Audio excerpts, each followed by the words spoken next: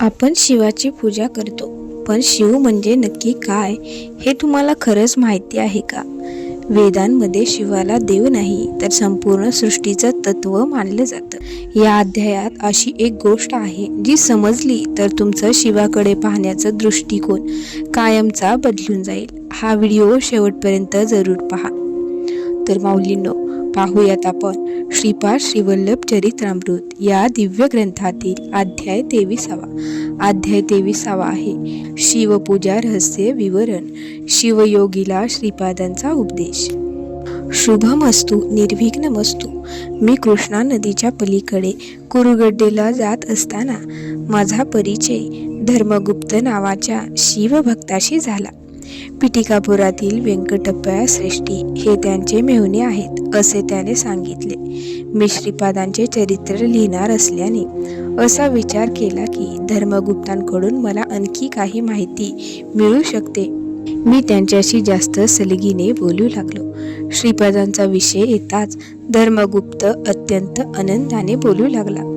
पिटिकापुरात त्याने पाहिलेल्या एका शिवयोग्याची गोष्ट बोलता बोलता त्याने मला सांगितली.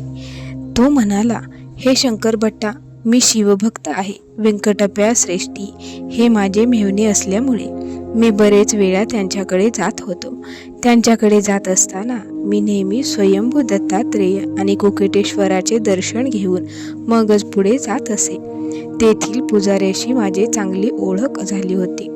एकदा असाच श्रेष्ठींना भेटायला जात असताना मी आधी कुकुटेश्वर मंदिरात गेलो.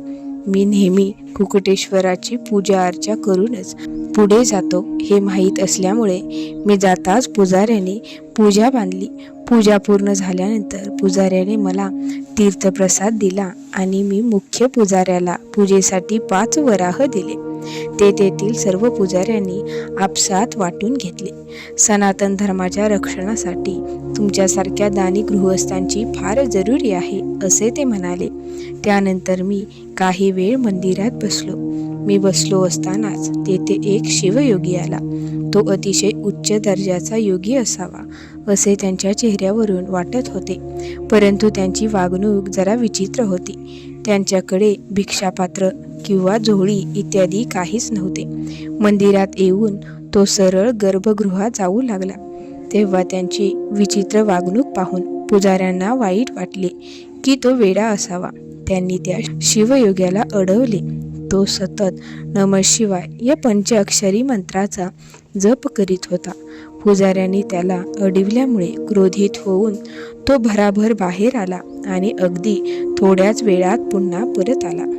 आता त्याच्याबरोबर दोन्ही बाजूने भले मोठे नागसर्पसुद्धा येत होते. ते दृश्य पाहून तेथील पुजाऱ्यांसह सर्वांची बोबडी वळली. मी सुद्धा घाबरून गेलो होतो. तो शिवयोगी सर्वांना म्हणाला, तुम्ही घाबरू नका आणि पुजाऱ्यांनो, मला हाकलून दिले म्हणून आता घाबरण्याचे तुम्हाला कारण नाही. आम्ही सर्वजण ज्या शिवाची आराधना करतो त्या शिवाची ही आभूषणे आहेत. पित्याला पाहून जशी मुले त्याला बिलगतात त्याचप्रमाणे हे नागराज सुद्धा आपला पिता शिवशंकराला आलिंगन द्यायला आतुर होऊन या कुकुटेश्वर मंदिरात आले आहेत. सर्व शिवभक्तांना ते बंधू समान आहेत. भावाला पाहून कोणी घाबरत नाही आणि पळून सुद्धा जात नाही. सर्पहत्या हे महापाप आहे, म्हणून तुम्ही यांना मारण्याचा विचार आपल्या मनातून काढून टाका. तुम्ही आज केलेल्या विशेष पूजेमुळे हे इकडे आकर्षित झाले आहेत. या नागभूषणांनी अलंकृत झालेल्या कुकुटेश्वराची नमक चमक स्तोत्राने सांग्रसंगीत पूजा आम्ही आज करूया. इतर पुजारी गांगारून स्तब्ध आणि निश्चल उभे होते, परंतु त्यातील सूर्यचंद्र शास्त्री नावाचा एक निस्पृह पुजारी पुढे आला. तो उत्तम गायक होता. त्याची श्रीपादांवर अपार भक्ती होती. श्रीपादांचे स्मरण करून त्याने आपल्या मधुर आवाजात नमक चमक स्तोत्र गायला सुरुवात केली. तेव्हा ते दोन्ही नागराज आनंदाने डोलू लागले. सूर्यचंद्र शास्त्रींचे गायन संपल्यानंतर कुकुटेश्वराच्या पिंडीसमोर माथा टेकवून ते सर्प निघून गेले. कसलीही अभिलाषा किंवा इच्छा मनात न धरता सूर्यचंद्र शास्त्री त्या शिवयोग्याला म्हणाला, हे महात्म्या, तू या गावात आलाच आहेस तर आता श्रीपाद श्री वल्लभांच्या रूपात अवतरलेल्या साक्षात दत्तगुरूंचे दर्शन घ्यावे अशी माझी तुला विनंती आहे. यावर संमती दर्शन मान डोलावून तो शिवयोगी सूर्यचंद्र शास्त्री बरोबर चालू लागला. पुढे काय घडणार आहे याची मला अपार उत्सुकता लागली होती. त्यामुळे मी सुद्धा त्यांच्या पाठोपाठ चालू लागलो. सूर्यचंद्र शास्त्रींनी त्या शिवयोग्याला बापनाचार्याच्या घरी आणले. बापनाचार्यांनी त्या दोघांचेही स्वागत करून त्यांना पोटभर जेवू घातले. थोड्या वेळाने श्रीपाद बाहेर आले. त्या शिवयोग्याला श्रीपादांनी अर्धनारी नटेश्वराच्या रूपात दर्शन दिले. त्यानंतर त्याने श्रीपादांना साष्टांग नमस्कार केला. तो म्हणाला, माझी सर्व तपश्चर्या आज फळाला आली, म्हणूनच आज मला अर्धनारी नटेश्वराच्या रूपात तुमचे दर्शन घडले. त्यानंतर त्या शिवयोग्याने काल समाधी घेतली आणि 3 दिवस तो पद्मासनामध्ये ओट्यावर तसाच बसून राहिला. मी श्रेष्ठींच्या घरी गेलो. 3 दिवसानंतर श्रीपादांनी आपल्या दिव्य हाताच्या अंगठ्याने त्याच्या भुकुटीमध्यावर स्पर्श केला. तेव्हा तो पूर्वस्थितीत आला. श्रीपादांनी स्वहस्ते त्याला अन्न भरविले. श्रीपाद शिवयोग्याला म्हणाले, वस्ता, सनातन धर्मामध्ये ज्या धर्मकर्माच्या गोष्टी सांगितल्या आहेत त्या पाळल्या पाहिजेत. पुराणातील गोष्टी या फक्त कल्पना किंवा दंतकथा नाहीत. त्यामधील गूढार्थ हा सामान्य जन समजतात त्यापेक्षा वेगळा आहे. अनुष्ठान आणि जप तप करणाऱ्यांनाच तो समजतो. सूर्य हा परमात्म्याचे स्वरूप असून चंद्र हा मनाचे प्रतीक आहे. परमात्मरूपी सूर्याचे तेज म्हणजे चित्तशक्ती. ही चित्तशक्ती मनावर पडल्यानंतर सृष्टीचे कार्य सुरू होते. स्वर्ग म्हणजे प्रकाशाने चमकणारे क्षेत्र आहे. तेथे जन्ममृत्यूला स्थान नाही. मृत्यूलोकामध्ये मात्र जन्ममृत्यूचे राटगाडगे सतत फिरत असते. मृत्यूलोकाप्रमाणेच सप्त पाताळे सुद्धा सूर्यामुळेच प्रकाशमान होत असतात. त्यांना प्रभू म्हणतात. आमचे रहिवासस्थान असलेल्या पृथ्वीच्या म्हणजेच मृत्यूलोकाच्या पुढे सप्त पाताळे आहेत. यांची अधिदेवता अग्नी आहे. याशिवाय पृथ्वी आणि सप्त पाताळे यांना प्रत्येकी एक याप्रमाणे आधिदेवता आहेत. त्यांना अष्टवसू म्हणतात. हे सर्व सूर्याच्या तेजाने प्रकाशत असल्यामुळेच त्यांना वसू हे नाव पडले. पृथ्वी तसेच सप्त पाताळे ही सर्व सप्तसमुद्रामुळे एकमेकांपासून वेगवेगळी झाली आहेत. साधारण मानव समजतो तसे सप्तसमुद्र हे जलयुक्त नसून वायुयुक्त आहेत. वायूचा समुद्र असाही अर्थ होतो असे याच्च मुनींनी सांगितले आहे. हे सप्तसमुद्र पाण्याने भरलेले नसून वायूने भरलेले आहे. अंध्रातील 11 शिवक्षेत्रे आणि शिवाचे स्वरूप. शिवशंकर हा एकादश रुद्र स्वरूप आहे. आंध्र प्रदेशात 11 शिवक्षेत्रे आहेत आणि त्यांच्या दर्शनाने महापुण्य फल प्राप्ती होते. ही 11 शिवस्थाने पुढील प्रमाणे आहेत. 1. बृहशिला नगरीचा नगरेश्वर. 2. श्रीशैल्य येथील मल्लिकार्जुन. 3. द्राक्षरामचा भीमेश्वर. 4. शिरारामचा रामलिंगेश्वर. 5. अमरावतीचा रामलिंगेश्वर. 6. कोटीफल येथील कोटीफलेश्वर. 7. पिटिकापूरचा कुकुटेश्वर. 8. महानदी येथील महानंदेश्वर. 9. काळेश्वर येथील काळेश्वर. 10. काळहस्तीचा श्री काळहस्तीश्वर आणि 11वा आहे त्रिपुरांतक गावातील त्रिपुरांतेश्वर. शिवशंकराच्या मूर्तीची पूजा केली जात नाही. फक्त शिवलिंगाचीच पूजा करतात. शिवलिंग हे आत्म्यामध्ये सतत प्रज्वलित असणाऱ्या ज्योतीचे प्रतीक आहे. जपतपाने मन निर्मल होते. मनाची ही शुद्धता म्हणजे स्फटिकलिंग. मेंदूमध्ये ज्ञानप्रकाश फैलावणाऱ्या, ज्ञानप्राप्तीसाठी सहकार्य करणाऱ्या रुद्राला कपाली म्हणतात. मेंदूमधून निघून मज्जातंतूच्या रूपात या रुद्राच्या जटा डोक्यापासून पायापर्यंत सर्वत्र पसरलेल्या असतात. शिवाच्या हठयोगी रूपाला लकुलिश म्हणतात.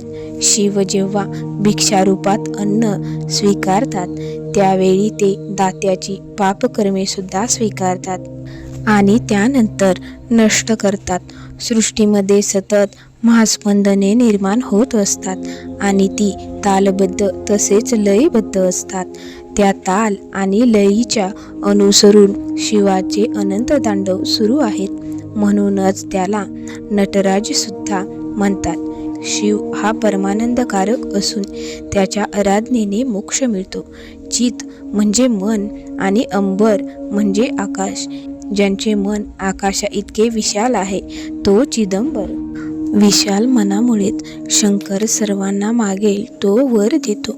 म्हणूनच त्याला भोळा शंकर किंवा भोलेनाथ म्हणतात. 12 ज्योतिर्लिंगे ही राशीचक्रातील 12 राशींची प्रतीक आहेत. म्हणून शिव हा कालस्वरूप आहे. अष्टदिशातील अष्टमूर्ती या चिदाकार स्वरूप आहेत. पंचमहाभूते ही त्यांची पंचमुखे आहेत. पंचज्ञानेंद्रिये, पंचकर्मेंद्रिये आणि मन हा 11 रुद्रांची प्रतीके आहेत. हेच एकादश रुद्र उमामहेश्वर रूप किंवा अर्धनारी नटेश्वर हे प्रसन्न, शांत आणि वात्सल्यपूर्ण रूप आहे. सत्वगुण, रजोगुण आणि तमोगुण या तिन्ही गुणांचा नाश करणाऱ्या शिवाला त्रिपुरांतक म्हणतात. ज्ञाननेत्र हा शिवशंकराचा तिसरा डोळा आहे. समाधी स्थितीत राहून प्रसन्नपणे ध्यान करीत असताना वाहत असलेले पवित्र आणि शुद्ध ज्ञान म्हणजेच शिवाच्या जटांतून वाहत असलेली आणि भवसागरातून तारून नेणारी परमपावन गंगा माता होय.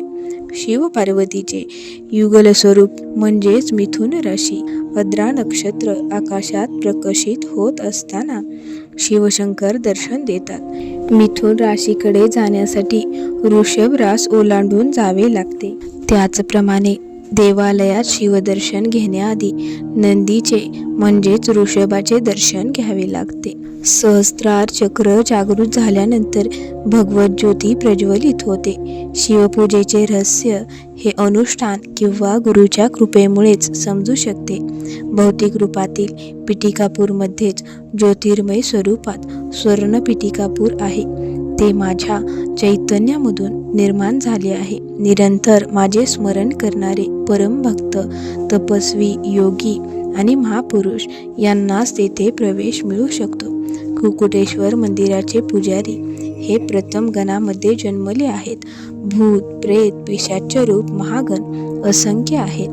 योगाभ्यास करणाऱ्यांना तसेच श्रीपाद वल्लभांची शक्ती करणाऱ्यांना अशा प्रकाशाच्या अनिष्ट शक्ती त्रास देत असतात, अडथळे आणत असतात. हे अडथळे पार करून श्रीपाद वल्लभांवर अचल निष्ठा ठेवणारे भक्त धन्य आहेत. अशी शिवस्वरूपाची आणि शिवाराधनेबद्दलची माहिती धर्मगुप्ताने दिली. त्यानंतर श्रीपाद धर्मगुप्ताला म्हणाले, माझ्या नावाने जे महासंस्थान माझ्या मृतगृही बांधले जाणार आहे ते अमोघ असेल. लक्षावधी भक्तगण, योगीजन, तपस्वी आणि महापुरुष तेथे माझ्या दर्शनासाठी येत राहतील. कोणी यावे, किती जणांनी यावे, केव्हा आणि कोणत्या प्रकारे यावे हे मात्र मीच ठरवणार आहे. पिटिकापूरमध्ये वास्तव्य करणाऱ्या आणि माझे दर्शन करणाऱ्या भक्तांना माझा आशीर्वाद नेहमीच मिळेल. पण परमभक्तावर माझी अमृतदृष्टी असेल आणि अनिष्ट गोष्टी करणाऱ्यांना माझा क्रोध सहन करावा लागेल, असे श्रीपादांनी सांगितले. माऊली हो, आज आपण शिवाला देव म्हणून नाही तर संपूर्ण अस्तित्व म्हणून पाहिलं. वेदांनुसार शिव म्हणजे ध्यान, शांतता आणि आत्मबोध. जर हा अध्याय तुम्हाला थोडासा जरी स्पर्श करून गेला असेल तर व्हिडिओला लाईक करा, चॅनल सबस्क्राईब करा आणि हा व्हिडिओ त्या व्यक्तीला पाठवा जिला शिव समजून घ्यायचा आहे. ओम नमः शिवाय.